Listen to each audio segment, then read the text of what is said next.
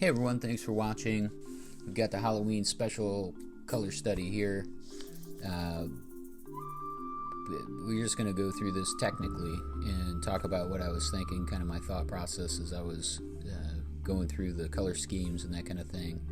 Here I wanted the background to be, more harmonious. We got the reds, we've got the yellows, and just kind of a misty day, but not too misty. But I wanted that corn to have that mist feeling to it. So, I use the technique where you do water wet on wet. I think it's called wet on wet, where you put water down and really thin out the paint so it blends together.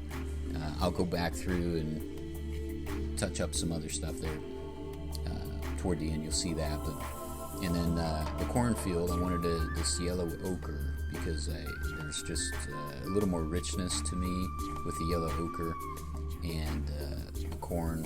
I wanted that to pop, but I also didn't want to bring it too far forward. So we've got the yellow background, the yellow ochre, and that was kind of the idea here. I wanted to put the blue jeans on him. That's the obvious, Scarecrow attire. I also wanted to cool it down a little bit, so I brought in some green for the shirt and to match the grass here that I put in the foreground.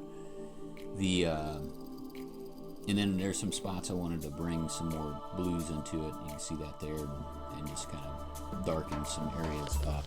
The one thing I thought was missing at this point was the values. Brought in some more bright yellow, a little bit more on the Scarecrow, so it draws our attention to that a little bit more.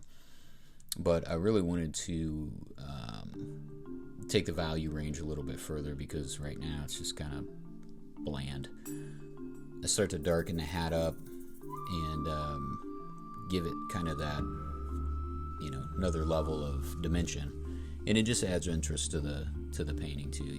It was just becoming a little bit flat, so I took some dark areas, brought it in through the whole thing here and there, and a little bit more on the blue jeans. Gave it some texture too with the paint brush strokes. You can see that there. Didn't want everything to be smooth, especially on the Scarecrow, because I wanted that's where the attention I wanted it to be. So hopefully I pulled it off. I wanted this to not be scary, but I wanted it to be a little eerie and but kind of reminded me of when I was a kid, Halloween. So it just had the kind of eerie feel, but it wasn't freaky out scary.